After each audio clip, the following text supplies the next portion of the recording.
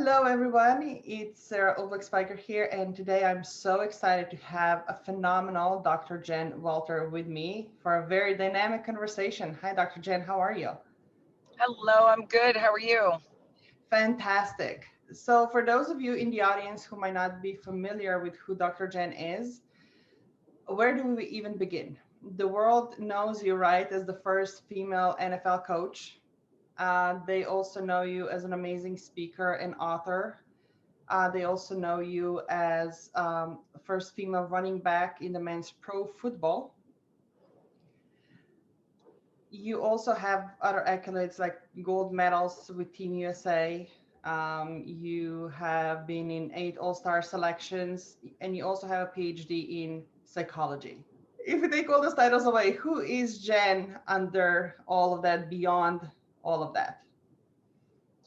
Um, I'm a 5'2" female who likes human puzzles. I think that that's really what a lot of it is, whether you're coaching or whether you're studying psychology. A lot of what we do is we're talking about voice, communication, and, how we can connect the dots in life. Hmm. And throughout a lot of the different things, I think that's the connective tissue for me. Oh, I love that. You mentioned 5'2". I was so impressed with your story when you said, you started out playing tennis and it was a male coach who told you you were not enough to make it to pro despite all of the results that you already had, despite all of the drive and commitment. That ultimately puts you on a very different track because we obviously are talking to you now as in a football arena.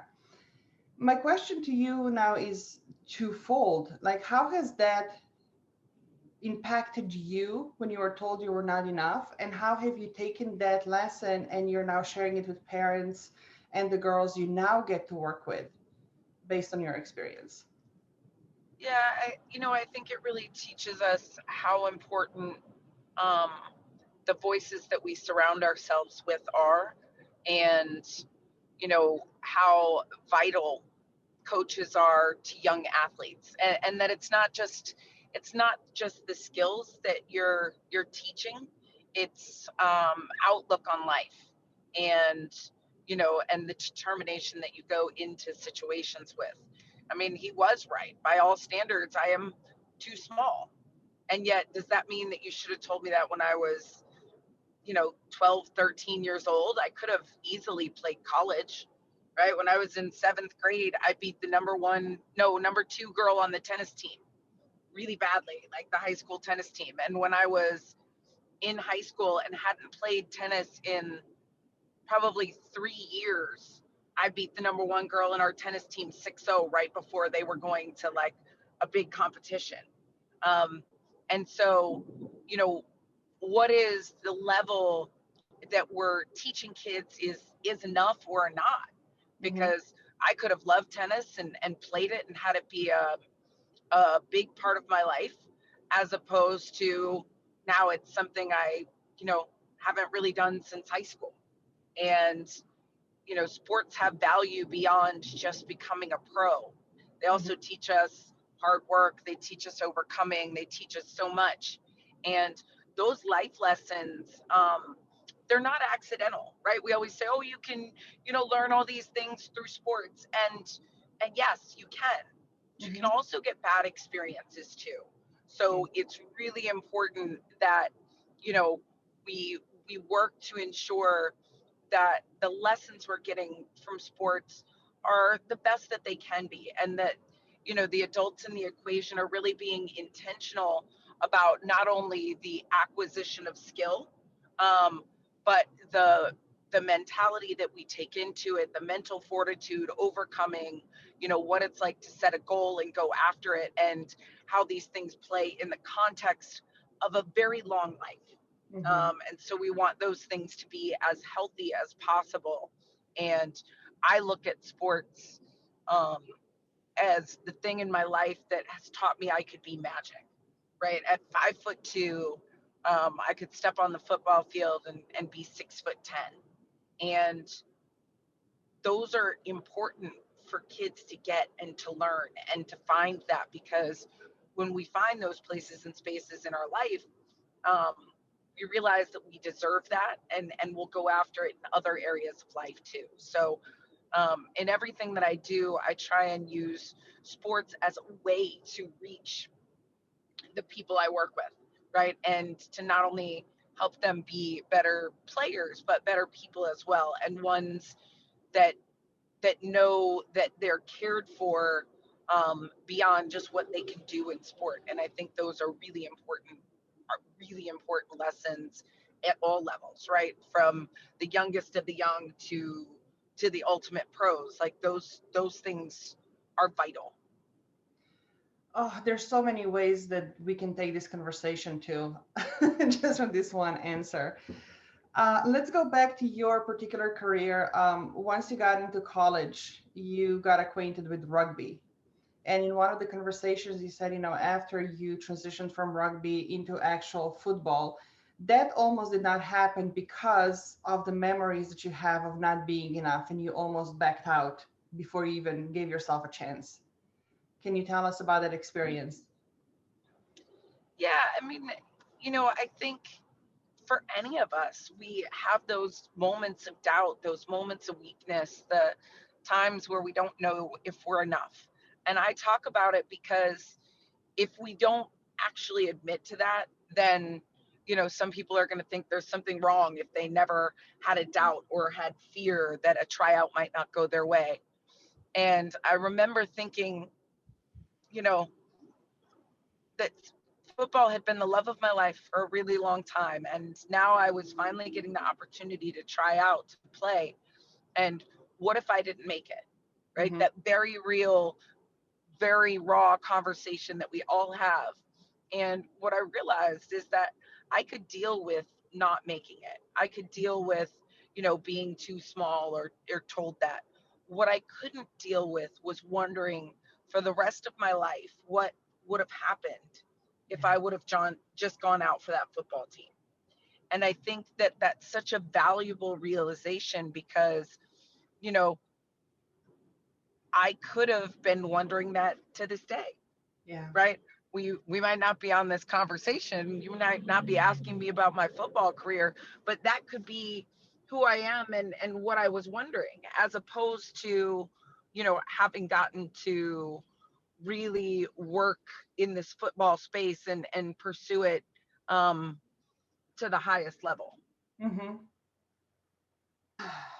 Even from my own personal experience, right? I was born and raised in Europe, in Slovenia, and by the time I entered college, I kind of made peace with the fact that that was it for my basketball career. At 6.1, I was always told you were too much, as opposed to not enough. But then one email came through, and it was from a college team in New York asking me if I wanted to join them. I was like, how did you find me? No, I do not want to do that. I do not want to leave my small town of 20,000. It's comfy and cozy here. And it was actually my parents who, I have no idea as a parent now where they find the strength to said to me, as you were telling yourself, go give it a try, because one day you might regret not giving it a try. Um, your parents, in particular your father, have also played a great role in your life. You do not come from a background of football players, but it was his experience with Vietnam War as a medic that taught you a very important lesson in dealing with fear and overcoming it. Yes, many lessons from my dad in Vietnam, and I lovingly tell people you often think of like the fatherly moments of like, oh, come here, honey, let me tell you a story of how that connected in my life. And that wasn't really him. He would tell stories and I would connect them to how you know, how I believed we were supposed to live life. And I think I have kind of a code that was developed through a lot of that, and just became this really like kind of stubborn independent kid who was just very independent, and very opinionated on how life should and shouldn't be. Mm-hmm. You know, I tell people, I'm like, you know, with me, there's an easy yes and a hard no. An easy yes is we'll figure it out, but it's about the details. A hard no means I'm not doing it. It doesn't matter how much money is attached, what you say. The argument is dead in the water, so you might as well leave it, because if I've already said it's really a no, it's not happening, you know. And that very matter of fact, black and white view of value in the world is something that, you know, permeates his stories. Um, and he would tell me, you know, when I was a kid, he would tell me how, you know, he had what they the Irish call the Fae, and that he could essentially sense death in the army. And I remember as a little kid just asking, well, Daddy, like, what if you saw that same black cloud over my face? He was like, honey, I would pick you up in my arms and never let you go. And I was like, okay, well, what if we went to go get on an elevator and everybody had black faces? Well, honey, we would not get on the elevator. Hmm. Okay, well, what if we already got on a plane and we realized that everybody had black clouds on their faces? And I was like, honey, we would get off the plane and I would do my best to see if there was anything I could do to stop the plane.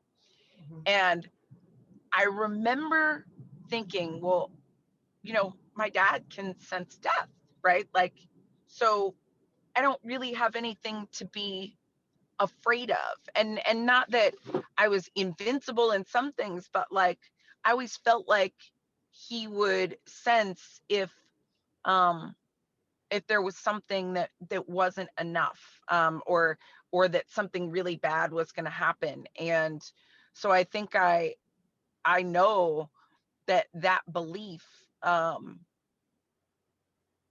allowed me to be very fearless throughout my athletic career. And in, you know, 15 years of playing tackle football, and 4 years of rugby before that, I never missed a game because of injury. um, and does that mean that there are some games I probably shouldn't have played in? Well, that's for sure. That's any athlete. But in terms of not physically having been able to play, um, you know, I was very healthy throughout my career, and I always, you know, I don't know if it's that he could have sensed it and kept me from it, or that the fact that I didn't play with the same amount of fear kept me from it. Mm-hmm. So, you know, probably a little bit of both. Yeah. Oh, that's so deep, especially when the part when you said, you know, if not having this fear had allowed you to have such an amazing career, because ultimately, Hmm. in some way, we create obstacles for ourselves. What we believe, what we think manifests. Um, was there a moment, right? Looking back now, it's clear you broke incredible amount of glass ceilings.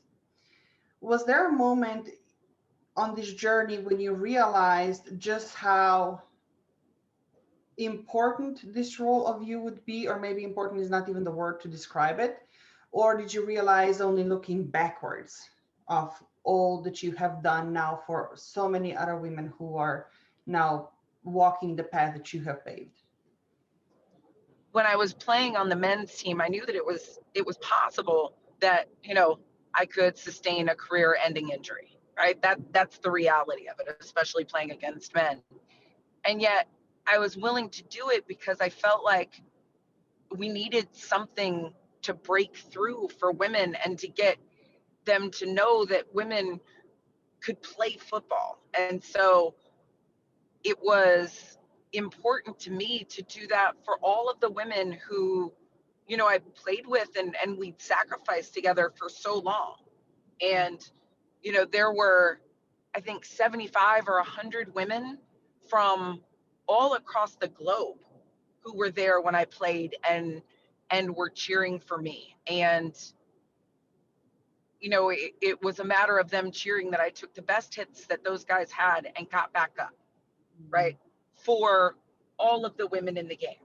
And I think on those moments, you realize that you're actually just a representative of something bigger, and that something bigger is all of those women. And um, it was just me who said yes to that opportunity, um, and that I had done it because of the love I had for all of them, and just being tired that I think we as women were, you know, not embraced in the sport the way we could and should be.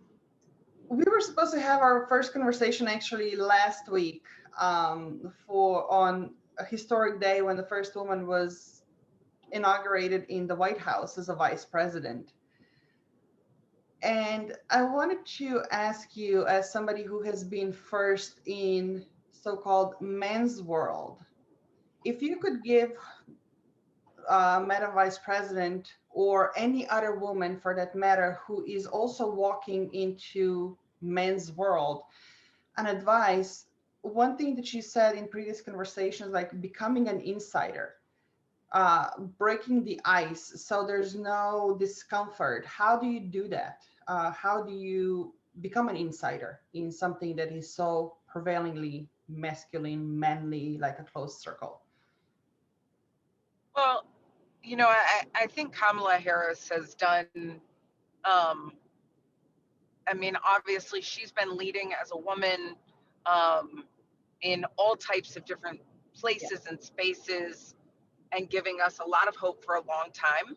absolutely. Um, and I think the most beautiful thing about it is she has done it her own way, Yeah. um, and with her style and with her chucks on and with her pearls. And I think that's what's most important, right? It doesn't work if you're just trying to lead by expectation, um, or the way somebody else has done it. Like, she has to do it her way, and that's what's going to be authentic, and that's what's going to be special, and that's what is going to be consistent, and people are going to be drawn to because they know who she is, they know what she's about, and it's clear. And I think that that is something that we have already seen and will continue to see.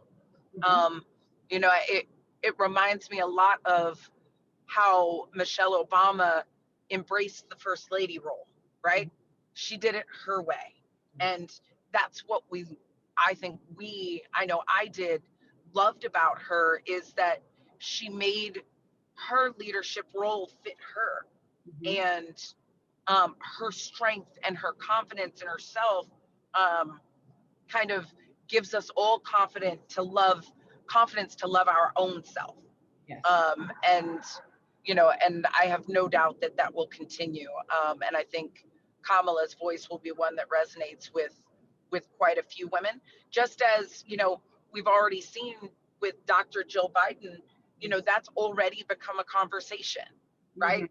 She is a doctor. She doesn't need to give that title away or to take that away because she is also the first lady.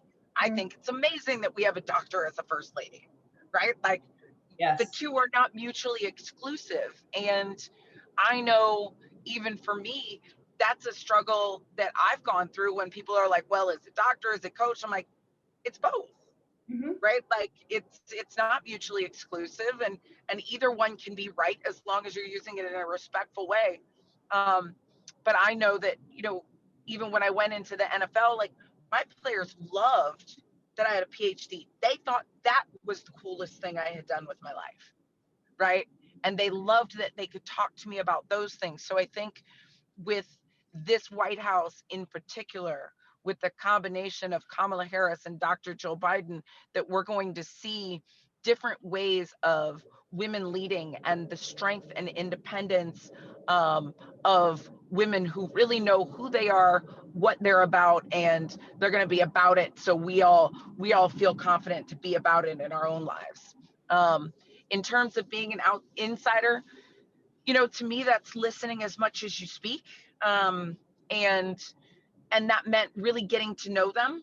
um, you know, I'm not somebody who pulls punches or pulls words, but I also believe you can only coach if you understand the people that you're there to lead, right? And you're only as good as the information you take in. So For me, I liked to listen a lot and then use humor as kind of my secret weapon, my go-to, um, because when you are the one of one, or it is different, like there are going to be moments that like everything doesn't go perfectly smooth, and we can laugh our way through it and get closer in the process of doing that. Oh, I don't know if you felt it, but the power of your answer here, and especially the first part about women as leadership and playing, embracing multidimensionality. I mean, I could feel it, and we're thousands of miles apart.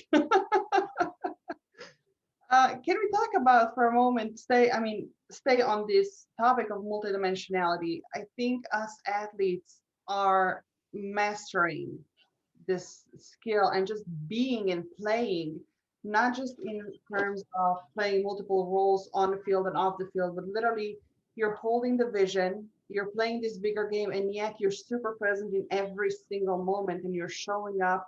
And no matter what happens, no matter the injuries, no matter the losses, you get up, you lose a championship, you're in the gym the very next day. Um, how do you see this ability and this gift impacting the I would say the recalibration of the collective? And this might be a big question here. From my perspective, we have been quarantining. There's been huge divisiveness in this nation and around the world, just politically with the pandemic. Olympics are coming up.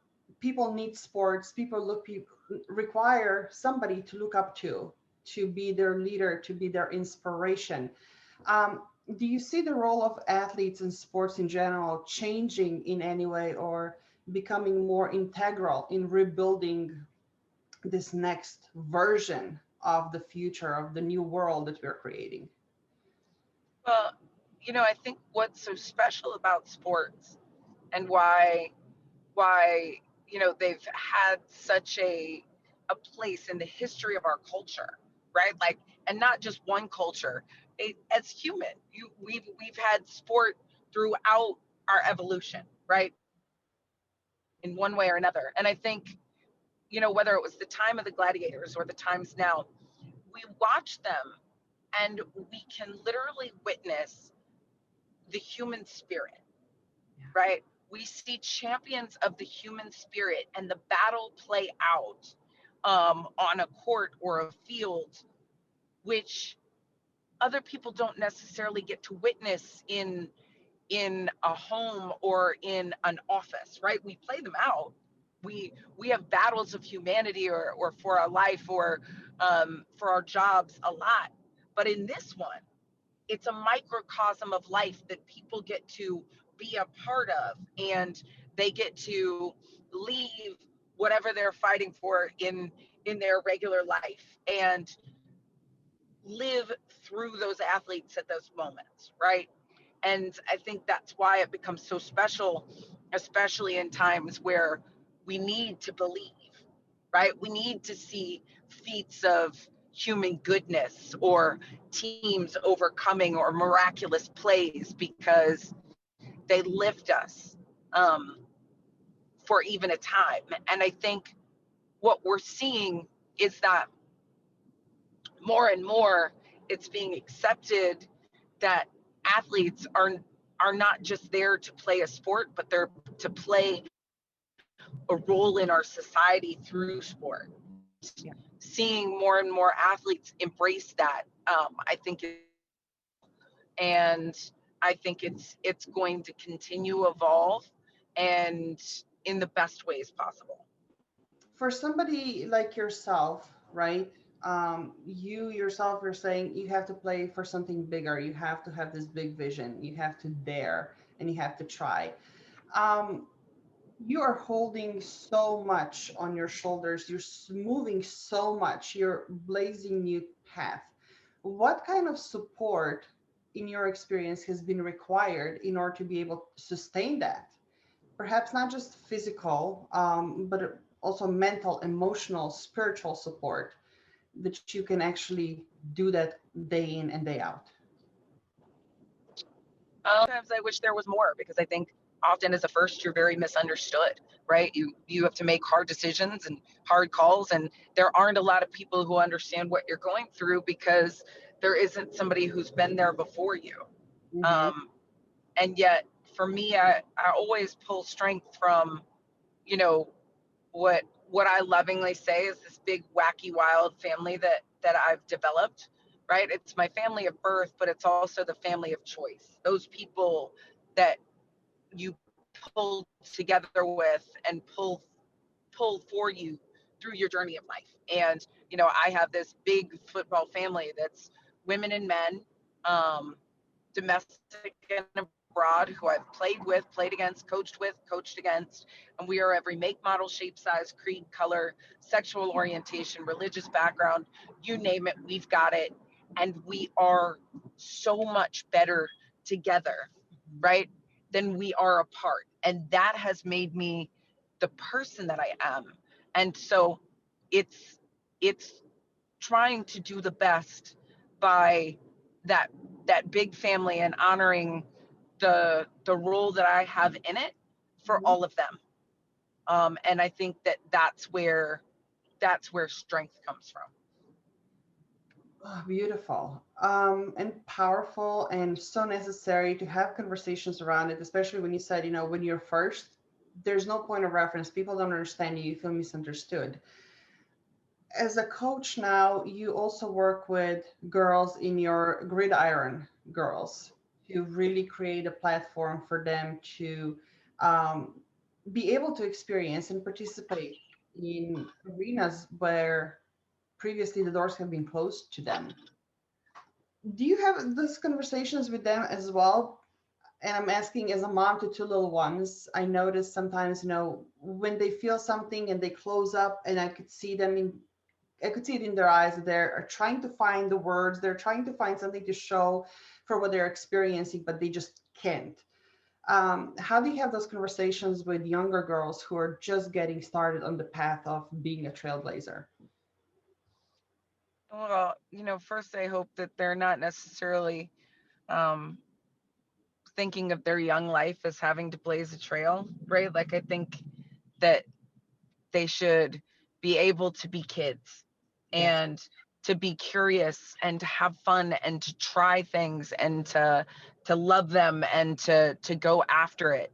And yes, I have conversations with them about, going after what you want and, things like that. But I think it's more important to teach them, the process of enjoying life and going after it and trying, um, and giving them the strength to know that, for example, like me, that you know, I was overlooked a lot of my athletic career because of my size, and that, you know, that just because they said it didn't mean they had to be right, and that there would be people who would tell you what you're not capable of, and and that's okay.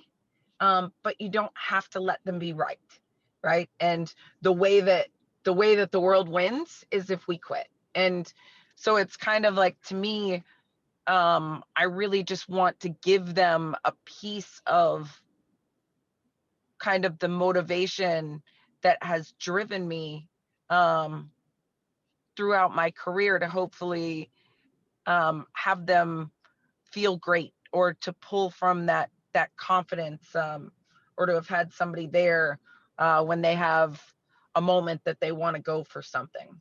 Yeah. I will make sure to share this part with my daughters. They were really excited when I told them that I'm going to be talking to you today. That's um, awesome. oh yeah, my older one, she's 8. She's really paying attention, and one of the first things she asks when we're talking about pretty much any topic of what somebody has created, are there girls doing this too? Can the girls do that too? And it's such an amazing gift to give to them to say, yep. And if Yeah, you're not, you can be first. for sure. So there's so much more that I wanted to ask you. I do also want to be respectful of your time here. If we can finish this conversation to wrap it up, Your book is Play Big: Lessons in Being Limitless. And it's not just about football, it really is a game of life. And I want to say one of the things that really stood out for me when I read it was not just the stories and how you masterfully sharing the insights, it's also very practical. Um, so the question, I guess, here, I don't even know if that's a question per se. There's so much here.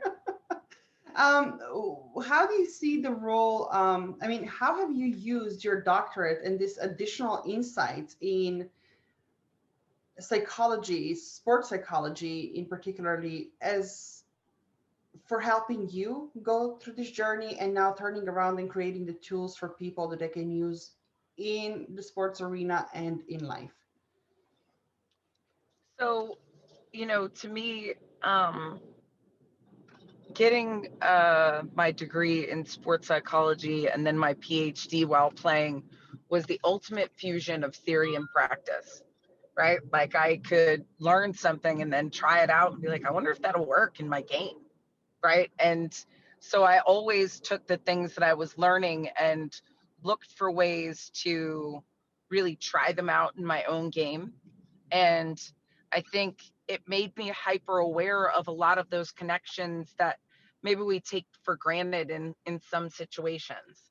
Um, so I like to be intentional about connecting some of those dots and not having it be just like, oh, I kind of think this or I think it or I feel it, or no, it's like, okay, here's what the research says, and here are tools that we can use, and being really intentional about that, both in my own game and own thinking, but also in working with others. And, I always hope that when we come to those conversations, um, there's an extension of thinking that I can, help with. Dr. Jen, thank you so much for your time and for your energy and for your insights. And for the audience, the book is available on Amazon. It is an Yep. amazing one. Uh, Thank you. anything else that you feel is coming up that needs to be shared at this moment that you'd like to share? I also have a kids book series called Critter Fitter, which all the books are available on Amazon. There's 4 of them. But it's using critters to get kids fitter through motion and emotion. Um, it was born out of the pandemic, so a lot of the things that we're really going through right now as a society, broken down so that the kids can understand them, and also the parents and educators have tools to use to facilitate those conversations. Um, that's probably the biggest thing, I would say. Beautiful. I will add the links somewhere around the video of this conversation. Wonderful. The audience can have it. So thank you so much. Drive safely, and I'm so excited for everything that is yet to come and to be created in your life. Absolutely. It's great connecting with you. Keep up the great work.